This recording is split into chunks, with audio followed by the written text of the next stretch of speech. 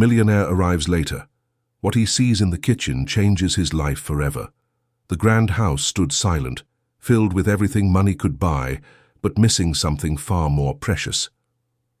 That silence broke one evening when Grace, the maid, stood at the sink, rinsing a bowl under the warm glow of the kitchen lights.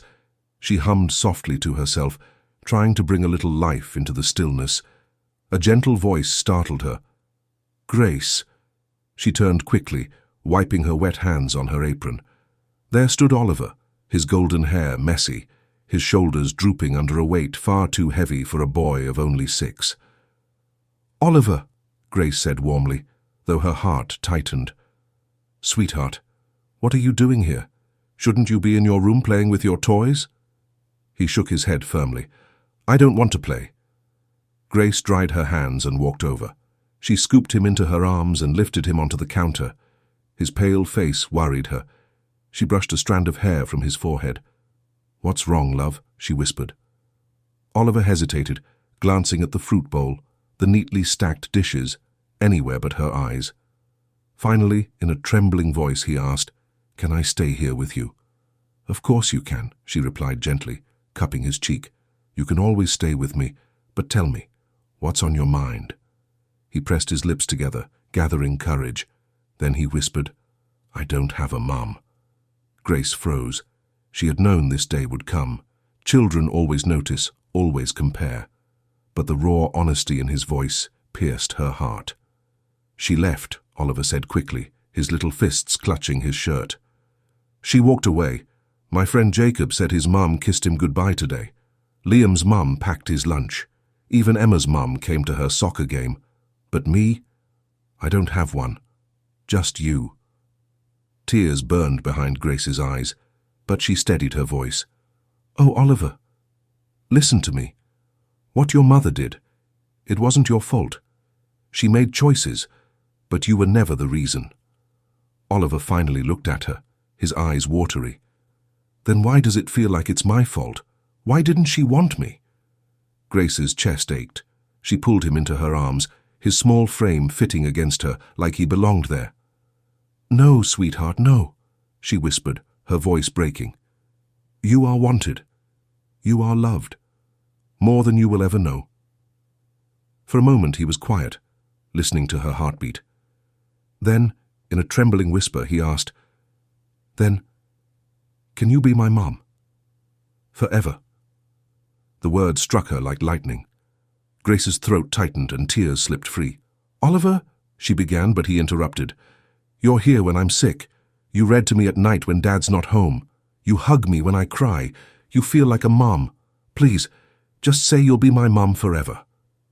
Grace sobbed softly, torn between duty and love. Every instinct screamed to say yes, and though she knew the consequences, she kissed his forehead and whispered, "Then yes, my love. For you, I'll be your mum forever." Oliver's arms wrapped tightly around her neck, his little body shaking with relief instead of pain. Grace held him close, not knowing that someone else had been standing silently in the doorway, watching everything. Richard Walker, the wealthy businessman, stood frozen in the doorway. His briefcase hung loosely in one hand, a small teddy bear in the other. He had come home later than usual, prepared to give his son another gift to make up for his absence. But what he heard instead pierced him in a way no boardroom defeat ever could. His son had asked the maid to be his mother. "Oliver," Richard's voice broke the silence at last. The boy turned quickly, startled. His tear-streaked face showed panic. Grace stiffened, guilt flooding her expression as if she had been caught committing a crime. "Dad." Oliver's voice was tiny, almost apologetic. "I didn't mean—" "You didn't mean what?" Richard asked softly, setting his briefcase down and crouching so he was eye-level with his son.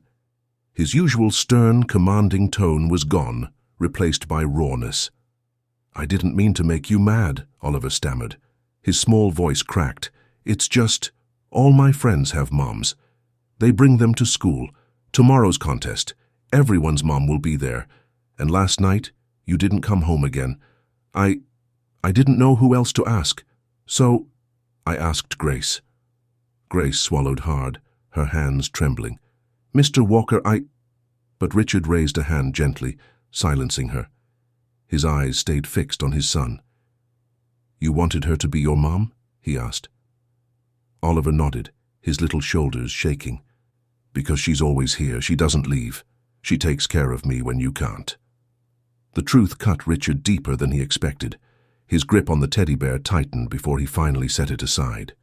He reached forward, resting a hand on Oliver's small shoulder. "Son," Richard said with effort, "you're right. I haven't been here the way I should. I thought giving you this house, all these things, would be enough. But it isn't, is it?" Oliver's lips quivered. His reply came out as barely a whisper. "I just wanted someone who wouldn't leave." The words shattered Richard completely. He turned slowly toward Grace. Her eyes were red with tears, her face pale. "And you," Richard's voice cracked. "You've been the one to give him what I didn't. You've been more of a mother than anyone else." Grace shook her head, choking back a sob. "I never meant to cross boundaries, sir. But he needed someone." The next morning, sunlight streamed through the tall windows of the Walker mansion. For once, Oliver wasn't dragging his feet to get ready for school.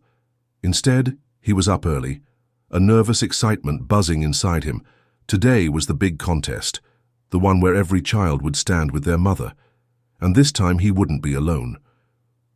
Grace helped him into his neatly pressed shirt, her hands trembling just slightly. She was still unsure if she had the right to stand beside him, unsure if it was her place. Yet when Oliver looked up at her with those hopeful eyes, her doubts melted away. "You look handsome," she whispered, buttoning the last button.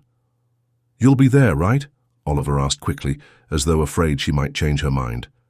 Grace bent down and kissed his forehead. "Yes, sweetheart. I'll be right there with you." Downstairs, Richard waited by the door, dressed in his usual suit. But his expression was softer than Grace had ever seen. He carried no briefcase today, just his car keys and a quiet determination. "Ready?" he asked, looking at his son. Oliver nodded eagerly, holding Grace's hand in one of his and Richard's in the other. For the first time in his young life he felt balanced, complete. The school auditorium buzzed with chatter as children lined up with their mothers. Some kids clutched flowers, others held hands tightly, all smiling proudly. Oliver scanned the room, his grip tightening on Grace's hand. When his turn came, he walked forward, his small chest puffed out with pride. On his right side stood his father, tall and protective. On his left, Grace, steady and gentle. A teacher smiled warmly. "Oliver, who have you brought with you today?" Oliver's voice was clear and full of pride. "My dad. And my mom." Grace's breath caught. She felt tears gather in her eyes, but she squeezed his hand firmly, holding her emotions back for his sake. Richard, standing beside them, felt his chest tighten. He realized then what true wealth was. Not the money locked away in banks, not the house or the cars. It was this moment, watching his son beam with joy. As Oliver presented his drawing, 3 figures holding hands beneath a bright sun, applause filled the room. Other parents smiled, some even wiping away tears. To them, it was just a sweet picture. But for Oliver, it was everything. Later that evening, the 3 of them sat together at the dinner table. It was simple food, Grace's cooking, not a chef's, but laughter filled the air, a sound the mansion had long been missing. Richard looked at his son, then at Grace. "I thought I could build a family with money," he admitted quietly. "But it turns out, love is what we were missing all along." Oliver leaned against Grace's side, his eyelids heavy with sleep. "I told you," he murmured softly. "She's my mom now." Grace brushed his hair back, her heart swelling. She had promised him she would never leave, and she meant it. Richard reached across the table, his hand covering hers. "Thank you, Grace," he whispered, "for giving my son the one thing I couldn't, and for reminding me what truly matters." The house was still grand, still filled with wealth, but now, for the first time in years, it also held warmth, laughter, and love. The millionaire's life had changed forever, not by the fortune he owned, but by a small boy's broken whisper that turned into healing words. Be my mum forever. If you enjoyed this story, don't forget to give it a thumbs up and hit that subscribe button for more emotional, dramatic, and unexpected tales. And let us know in the comments where in the world are you watching from. We love hearing from all of you. Until next time, stay kind, stay curious, and keep watching.